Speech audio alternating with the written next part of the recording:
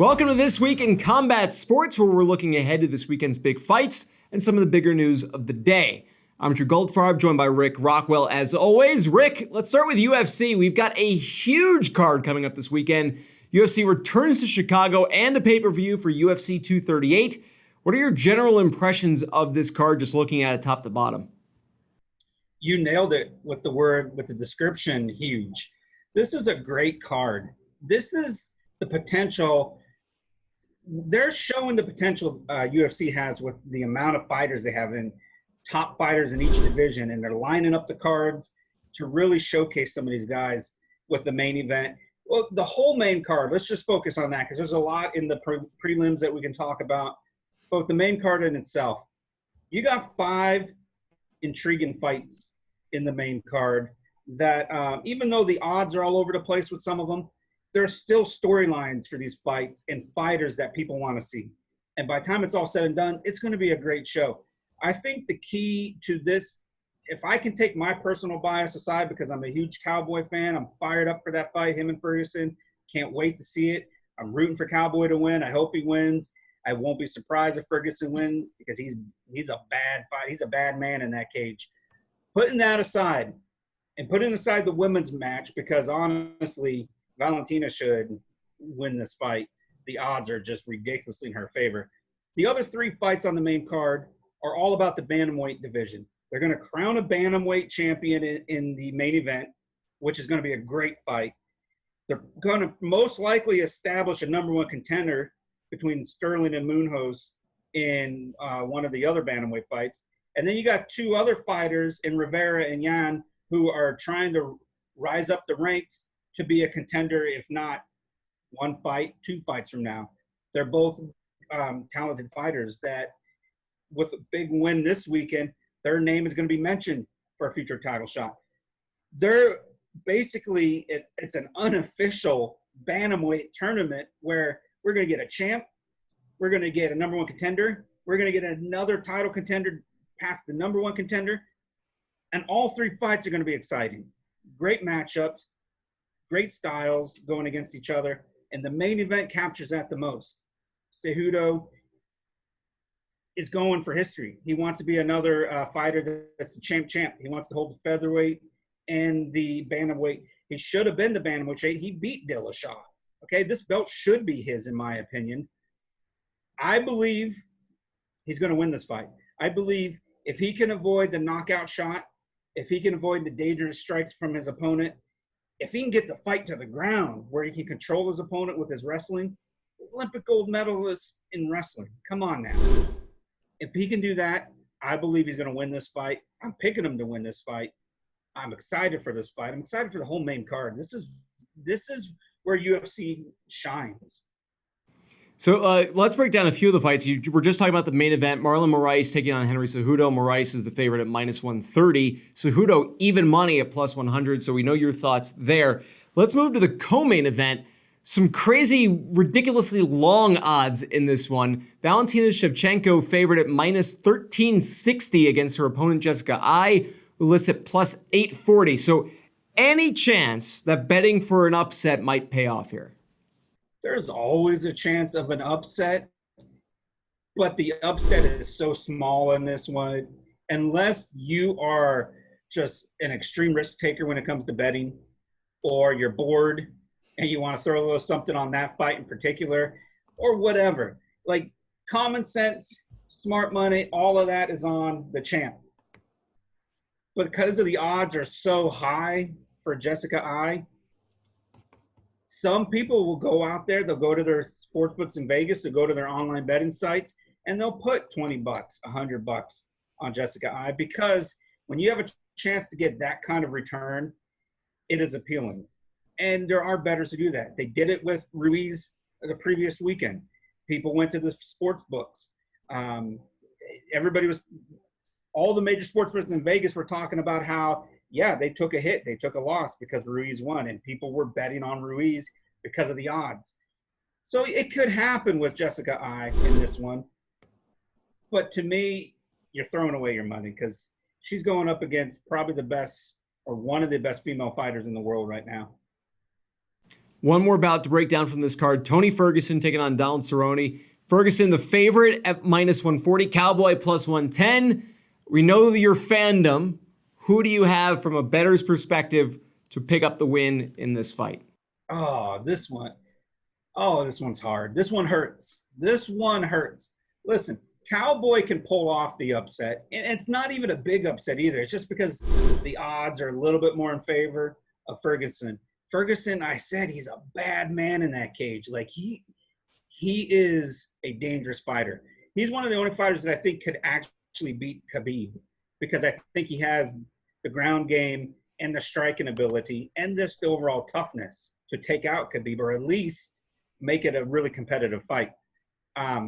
With that said, Cerrone, Cowboy, he's a dangerous striker. He's proved that in his last couple fights. He beat up Raging Al in their last fight, and he was the underdog with most sports books and betting sites. This fight's going to be great. It's either going to be a bloodbath or it's going to be a quick fight. Someone's going to get caught with a kick or a punch or even an elbow. I'm really hoping it goes the distance and we have a war, so whoever loses still comes out looking like a winner. I have a hard time saying put your money on Cerrone for this one because I do think Ferguson, if you had to point a gun at me, which is what you're doing right now, I have to say Ferguson's probably going to come out ahead, although I'm rooting for the Cowboy. This is just a pen, just for the record. And not a James Bond pen either. There's nothing that... Anyway, let's go over to boxing, where last week we saw one of the biggest upsets in recent memory. Andy Ruiz Jr. taking down Anthony Joshua. This week, Triple G favored against Steve Rolls with a money line of minus 9,000 for Triple G and plus 1,900 for Rolls to pull the upset. Could we see another big upset this weekend to the point that 19-1 odds might be worth a couple bucks? Last weekend, and you can check the video and read my preview and stuff, I said Ruiz was going to be tough. He's tougher than any of the other previous opponents that they were talking about putting Joshua with. I even noted how Joshua said and talked about Ruiz's skills. Ruiz went out there and shocked the world for the first time. I know people are going to say the Lewis fight, but to me, this fight was more of – that Ruiz fight was more of an upset over Joshua than anything we've seen since Buster Douglas, Mike Tyson. And the reason because Ruiz took it on such short notice. He didn't have like a 3-month training camp or anything like that. He fought a couple months ago, and he was taking on arguably who everybody considered the top heavyweight in the world. Had 3 belts, was undefeated, just was looked like $1 million compared to Ruiz. Ruiz went out there. He showed exactly what I said he would show: his toughness, showed that he would get on the inside and he would exchange punches and he wasn't going to run or hide. And what ended up happening, he exposed Joshua's chin, and Joshua got put down 4 times in that fight. That's not going to happen in this fight with Triple G. Triple G, without a doubt, is one of the best fighters in this era. The man has fought 40 times. He has 1 loss, and that loss is very debatable to Canelo Alvarez last year. Majority decision. Majority decision for Canelo. It could have went towards Triple G. He could have won it easily. He's been still screaming since then that he won that fight. And then they fought in 2017 and it went to a draw. That's how close these were.